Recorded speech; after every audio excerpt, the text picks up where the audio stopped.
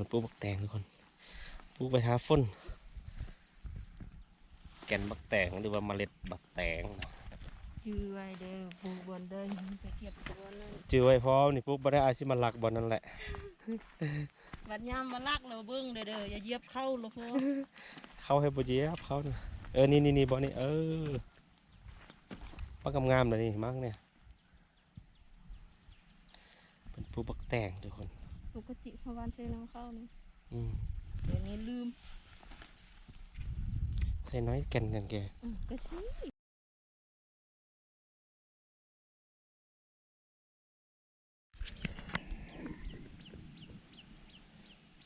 สบายดีทุกคนยินดีต้อนรับทุกคนเข้าสู่ซองยูดอยหรือว่าซองบอเทคคือเก่าทุกคนสำหรับคลิปวิดีโอนี้เนาะบอเทคพาทุกคนมาเลาะเบิ่งไฮเขาก็เจ้าทุกคนเนาะเหมือนเดิมนะช่วงนี้ก็คืออยู่กลางไฮแหละทุกคนเพราะว่าช่วงนี้เขาเจ้ากำลังออกนะตอนนี้บอเทคนั่งอยู่ที่แคมป์ทางทุกคนนะนี่รถเขาจะจอดอย่างนี้บักไล่หนึ่งนะบอเทคนั่งอยู่แคมป์ทางนะทุกคนตอนนี้เนาะอยู่บ้านกองเที่ยงทุกคนเนาะจะเห็นพาวิวบรรยากาศเส้นทางนี้ก็คือเส้นทางที่ว่าบอเทคมาเนาะพูนเห็ดสะบานเมืองก็อยู่พุ่นทุกคนเห็นอยู่ไกลๆพูนเนาะแล้วบอเทคก็ขี่รถมาตามเส้นทางนี้เนาะนี่ก็คือเส้นทางลงมาเรื่อยๆจนขึ้นมาฮอดพีทุกคนบริเวณนี้ก็เลี้ยวไปก็จะเห็นไฮถือว่าเป็นไฮเขาที่ว่ากว้างไล่ทุกคนเนาะเขาจะถือว่าเห็ดไฮไล่เบิ่งฟ้าคุณก่อนทางปลาแกเนาะแล้วก็เฮิงคุณเรียบแบบนั้นก็มีแต่ไฮเขาทุกคนเนาะเรียกไปลุมนี่ก็มีไฮเนาะแต่ว่าเขาเจ้านี้เริ่มออกแล้วทุกคนเนาะบอเฮกก็เลยอยากพาทุกคนมาเลาะเบิ่งบรรยากาศเข้าไฮเนาะคลิปวิดีโอผ่านๆมาที่ว่าก็พาทุกคนไปแล้วเนาะแต่ว่ามื้อนี้จะพาทุกคนมาตื่มเนาะเพราะว่ามื้อนี้จะพามาที่บ้านกองเทียงเหมือนเดิมนะทุกคนเขาเจ้าถือว่าเคสนี้ถือว่าเขาเจ้าใส่ไว้นะทุกคนมันก็เลยว่าออกไว้เนาะก็สังเกตเห็นแต่ละไฮแต่ละร่างก็ถือว่าเขาออกไล่แล้วเนาะแต่ว่าบางเจ้าก็ยังซับอยู่ทุกคนเนาะนี่อยู่ลุมเขาเจ้าก็ยังซับให้อยู่แบบกำลังซิบใส่เขานะทุกคนแต่ว่าบางเจ้านี่ออกเงาไล่แล้วเนาะนี่เขาเจ้าอาจจะบ่พร้อมกันนะทุกคนเนาะบางเจ้าก็ขึ้นสูงแล้วบางเจ้าก็ยังห้าก็ใส่เนาะส่วนน้ำเห็นอยู่นี้ก็คือน้ำอันนั้นทุกคนเนาะน้ำกูดนะก็จะปองไปพุ่นแหละลุมพุ่นไปบอลที่ว่าลุมพุ่นแล้วก็กายไปบานเทศบาลเมืองพุ่นเนาะสังเกตเห็นว่าหลังจากฝนตกเสาทุกคนเนาะมื้อเช้านี้ฝนตกเนาะตกแห้งๆเลยแหละเนาะแล้วบริเทกก็รอให้ฝนเสาเราบริเทกออกมานี่เนาะ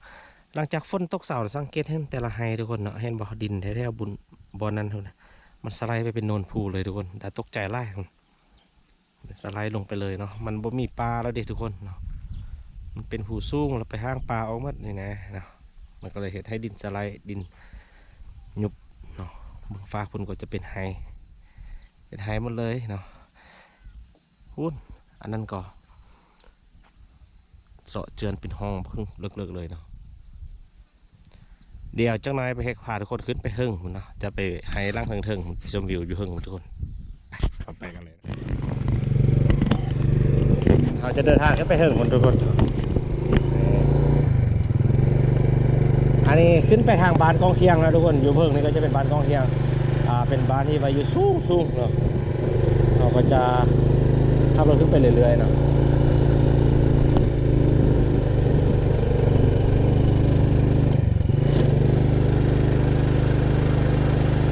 เป็นผู้แล้วทุกคนเนาะตอนนี้บริเวณไซเล็กซ่องอยู่เนาะจะมาที่ได้ไซเล็กซึ่งเลยทุกคนมันบกขึ้นเนาะ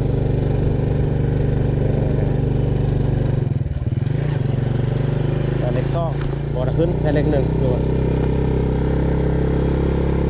อาทิตย์ผ่านมาถือว่าฝนตกมือทุกคนมืดอาทิตย์เลยเนาะส่วนมื้อนี้ก็ยังตกอยู่เนาะห้างก็เสาร์ของกี้นี้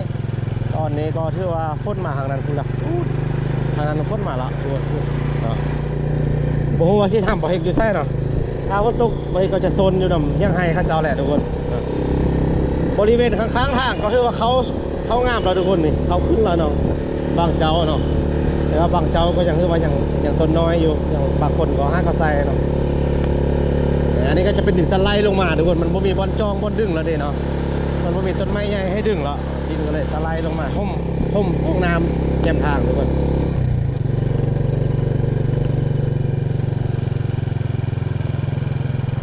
โอ้แถวนี้ทุกคน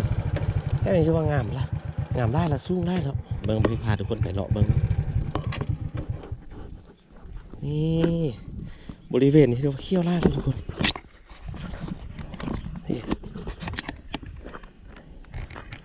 เขาเจ้าอัดใส่ก่อนเลยทุกคนเนาะบางเจ้าคนใส่ก่อนมันก็งามก่อนสูงก่อนเนาะแต่ว่าบางเจ้าก็ห้าก็ซักดังที่บริเวณเบาแบบเมื่อกี้นี่แหละเนาะโอ้เขางามเลยเขาเนี่ย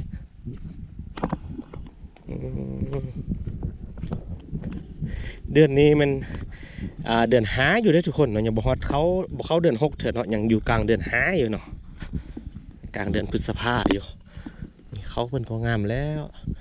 ระวังทางนะทุกคนเนาะก็อยู่แคมทางนี่แหละเนาะให้เพิ่นเนาะไปคนก็คือว่างามหมดละคุณสังเกตเห็นฝนทุกคนฝนมาละเนาะฝนมาห่างหมดละตกทุกมือแท้ๆทุกคนบ่มีมือยุดมือย้อนเลยเนาะเฉพาะฝนอยู่เมืองเฮาเนาะโอ้ยังไงทุกคนไปลงไปเบิ่งยังไงเพิ่นบรรยากาศทุกคนเย็นจอยๆเลยบัดนี้เพิ่งจะมีแดดอยู่แต่ก็ยังเย็นอยู่เนาะบ่เฮ็ดใส่เสื้อแขนยาวเนาะโอ้เฮียงเพิ่นนี่มาปลุกบอลสั่นอีกแล้วเฮียงไฮ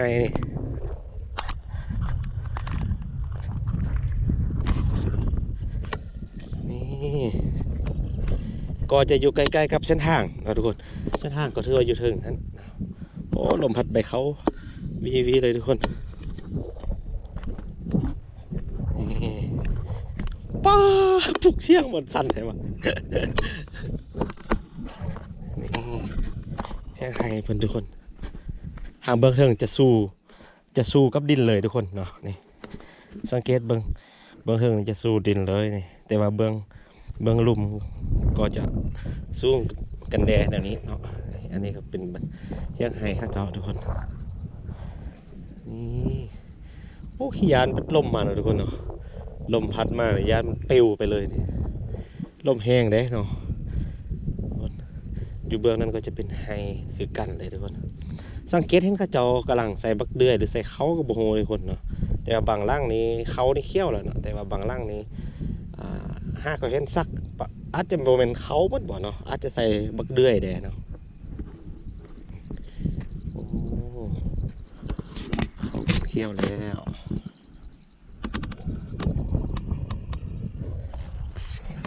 บรรยากาศเย็นจอยลมพัดวีเลยยังให้เพิ่นนั้นดีเลยเราทุกคนขึ้นเมืองได้เด้ออนุญาตเด้อโอ้มันบริษัทกระแจทุกคนนี่เนาะในเที่ยงก็จะบ่มียังไล่ได้ทุกคนมีเตาไฟเนาะแล้วก็มีข้อเครื่องเขาเจ้าอยู่นี่เด็กๆน้อยๆเนาะ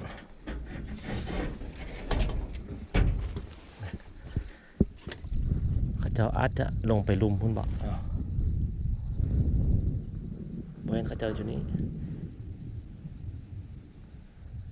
โอ้บรรยากาศนี่เย็นคักดียังสังเกตเบื้องแม่น้ำทุกคนเนาะก็จะเป็นน้ำขุ่นเนาะเพราะว่ามือเช้านี่ฝนตกเนาะแล้วเมื่อคืนนี่ก็ตกเมื่อคืนแสดงว่าน้ำต้องนองเลยทุกคน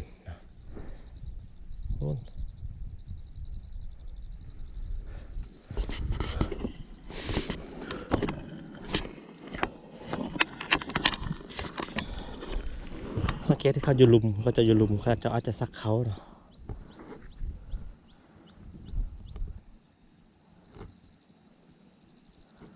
สูงกายทุกคนผลอยู่ฟังนั้นก็กายเนาะเขาเจ้าก็ไปเห็ดเนาะสังเกตเห็นดินสไลด์ไล่บอลอยู่เนาะอาจจะเป็นแบบย้อนฝนตกไล่ดินอุ้มน้ำทุกคนเนาะบางเทื่อมันบ่มีปลายใหญ่แล้วดินอุ้มน้ำมันก็เห็ดให้น้ำสไลด์เนาะเห็ดให้ดินสไลด์อุดมันก็ไล่เนาะก็มีน้ำมอกก็กำลังเริ่มมาแล้วทุกคน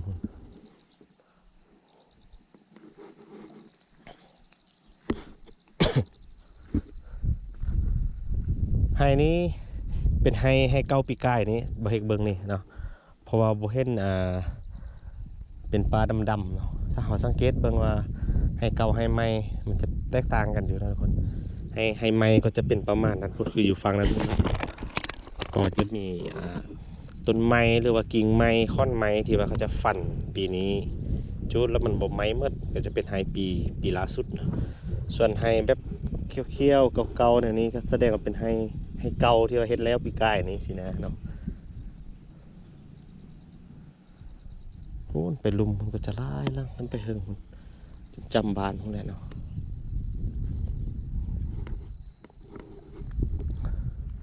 เขาก็งามทุกคน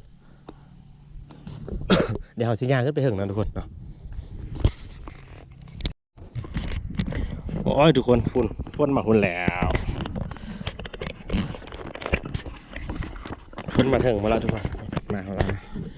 เพราะว่าเขาไปเฮ็ดอีไปฮอดรถพันมา สร้างว่าตกดุตกใดทุกคนปีนี้ฝนนี่เนาะเฉพาะอยู่เมืองไสสถานในป้ากับทุกมือมีมือยุดเลยเนาะตกมาหันละบ่เคยคิดว่าฝนสิบ่ตกแล้วได้บ่ค่อยบ่เฮ็ดค่อยออกมาเลาะนี่เนาะแต่จังได้สุดท้ายก็ตกคือเก่าเนาะบ่เฮ็ดก็จะขึ้นเมืองทุกคนขึ้นเมืองไปเถิงมันไปโซนฝนอยู่เถิงเนาะหรือว่าสิโซนอยู่นี่บ่ ไปเถิงหุ่นเนาะทุกคนเนาะหุ่นเพลจะขึ้นไปเถิงหุ่นตกมาหันละ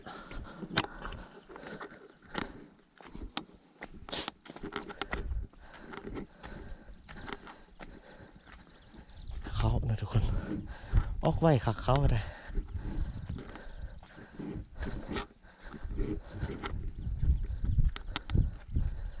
มันก็จะปลูกสาลีนำเนาะอยู่กลางไห้นี่สาลีเนาะสาลีไห้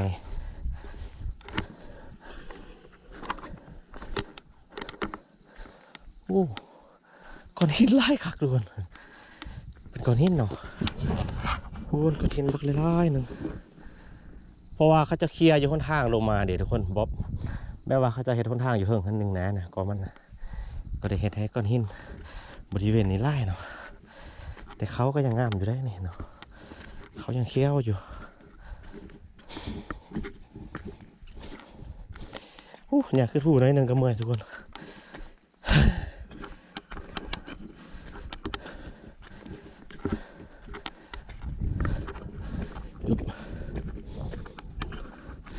นี่วิว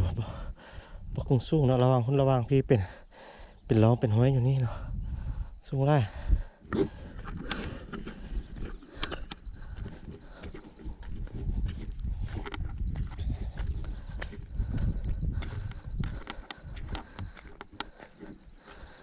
จะย่างขึ้นไปเหิงเนาะนี่รถบริกอยู่นี่ทุกคนเขาก็จะงามเป็นบอลนะทุกคนนี่คือบอลนี่บางงามหนึ่ง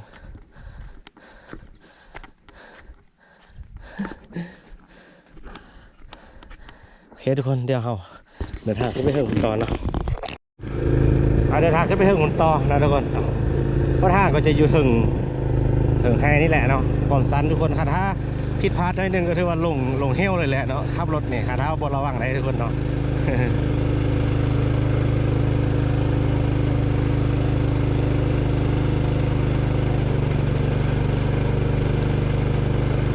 เนี่ยโบก็จะขึ้นมาเรื่อยๆเนาะก็จะมีการเปเพแต่ค่อนข้างทุกคนเพราะว่าฝนตกตลอดเนาะลักๆที่ว่าทางเปนี่ก็คือห้องระบายน้ำนี่ดินสไลด์ลงมาท่มนะทุกคนเนาะแล้วน้ำมันลงมาห้องนี้มันออกก็ได้มันก็ได้ตีขึ้นเทิงคนทางนี้ก็ได้เห็นได้ว่า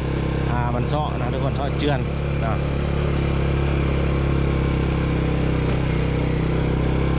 นี่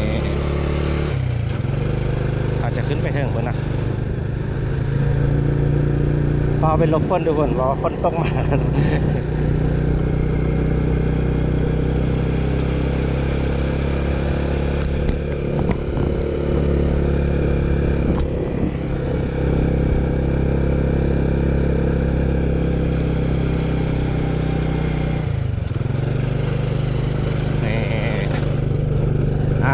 การ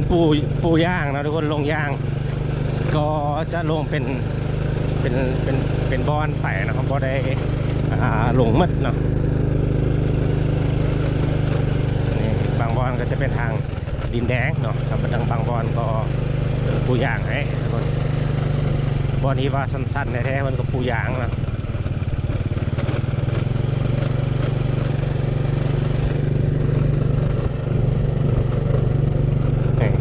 บริเวณนี้ก็เขาก็เส้นเดียวกันทุกคนงามแล้วเนาะนี่โอ้ใส่จนแคมทางเลยทุกคน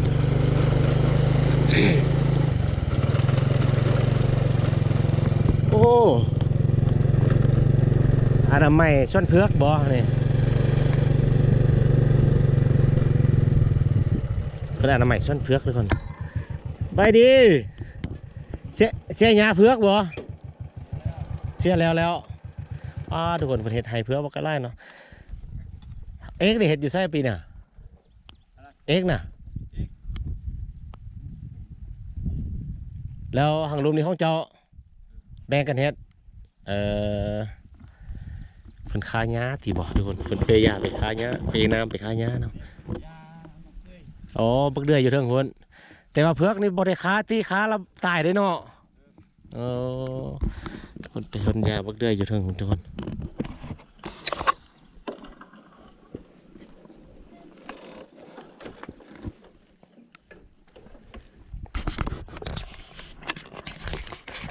นี่แหละทุกคนบอกเหตุว่าบ้านนี้ที่ว่าปลูกเพือกปลูกเพือกห้อมห้อใหญ่นะทุกคนเนาะก็คือบ้านกองเทียงเนี่ยอีพีวิดีโอผ่านๆมาบ่ได้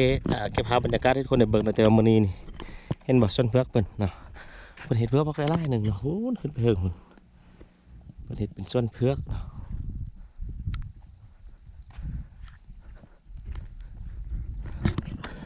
โอ้หางลุมมีเพิ่นก็เสียหญ้าให้เพือกอยู่เนาะโอ้อันขายาวันนี้มันปลาตายเนี่ยโอ้คนใส่บักเดือยทุกคนแล้วเพื่อเก่าเนี่ยมันตัวเก่ามันซื่อๆเนาะมันแตกวันนี้น่ะเอาตัวนี้มันหัวเก่ามันแตกขึ้นซื่อๆทุกคนเนาะแต่ความจริงปีนี้คนใส่บักเดือยเนาะนี่คนเสียย้ายมันอย่างนี้เนาะโอ้ฝนมาแล้วทุกคน ไปหาไปลบฝนก่อนเนาะลบอยู่ไส้เนาะบริเวณนี้ก็ให้เขาบักไล่นะพี่โอ้มีตูบอยู่นี่อ๋อ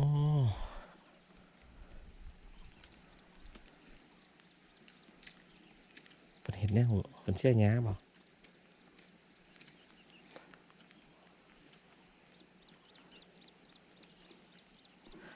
หาไปเบิ่งบนหนึ่งฝนตกกระยาทุกคน เนาะเดี๋ยวประเทศเอาขันห่มก่อนเนาะกินข้าวในไม่จ้องคาดว่ากินแกงครับมีแต่แกงละลาเนาะมีแต่น้ำบ่ผัดใส่ผักเลยไม่จ้องเนี่ยครับบ่แค่แห้งได้หน้าอิ่มแล้วโอ้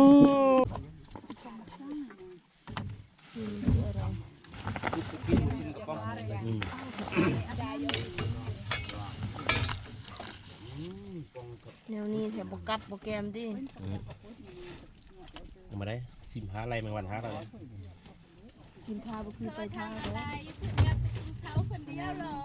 จ้าในทุกคนล่างที่จักคิดว่าข้าเจ้ากินข้าวอิ่มนะข้าเจ้าก็ลงเลยทุกคนลงไปลุ่มพุ่นแล้วบ่เห็นข้าเจ้าบ่เห็นอยู่ลุ่มพุ่นเนาะเดือแต่เจ้าของไฮคนปูบักแต่งปูบักซาลี่อยู่นี่นะเดี๋ยวบ่ให้กว่าซิเมื่อแล้วแหละเพราะว่าฝนตกไปหัวเราทุกคนห้องคึมคำมาหัวเราเนาะเด็กก็จะได้เดินทางครับระยานฝนตกมาละทางมันยากทุกคนทางขึ้นนี่ยากนะปุกซาลีนี่แทอีนาก็ซาลีนะซาลีบักแตงแพลักแพแคนปักแพลักนี่มันปลูกบักแตงทุกคนปลูกไปหาฝนแก่นบักแตงหรือว่าเมล็ดบักแตง ก จื้อไว้เด้อปูบนเด้อไปเก็บตัวนั่น จื้อไว้พร้อมนี่ปุ๊บบ่ได้อาสิมาลักบ่นั่นแหละ บัดยามมาลักเราเบิ่งเด้ออย่าเหยียบเข้าลูกพ่อ เข้าให้บ่เหยียบเขาน่ะนี่บ่นี่ปักงามๆเลยนี่มักเนี่ยเป็นผู้บักแต่งทุกคน ปกติพอวันเซน้ำเข้านี่ อืม เดี๋ยวนี้ลืม ใส่น้อยแก่นกันแก ก็สิ ได้นับกันแก นับโอ้ นี่คุมหนึ่ง ใส่ลายมันก็บ่งาม โอ้ฟ้าห้องมาแล้วทุกคนคึมๆมาแล้ว ที่นั่นบ้านที่นี่ให้ เออ อธิบายโอ้ อธิบายมาแล้วอยู่เฮิงผมเป็นบ้านนี่เป็นผู้บักแตงเนาะโอเคทุกคนเฮาอีเดินทางกลับก่อนเด้อขอบใจเด้อโอเคเฮาสิกลับแล้วเนาะยานฝนตกมาแล้ว เรื่องสุขภาพโอเคโอ้ยห้องคึมๆมาแล้วบ่ฮู้ว่าไปสิหันฮอดรถบ่สิฮอดเฮือนบ่เนาะฝนตกมาคนอีกละโมงเก่าเวลาเก่าทุกคนเมื่อวานนี้ก็ตกเนาะมื้อนี้ก็ฮอตโมงแล้วตอนนี้ก็1 โมงยังแล้วมันก็ตกมาอีกแล้วเนาะอันนี้บ่เทคสิได้เดินทางกลับแล้วเด้อทุกคนเด้อขอบใจทุกคนที่เข้ามารับชมวิดีโอของบ่เทคเนาะขอบใจหลายๆทุกคนเจอกันวิดีโอต่อไปนะว่ามื้ออื่นนี้วิดีโอต่อไปนี่บ่เทคสิพาทุกคนไปทางใดเนาะเจอกันวิดีโอต่อไปทุกคน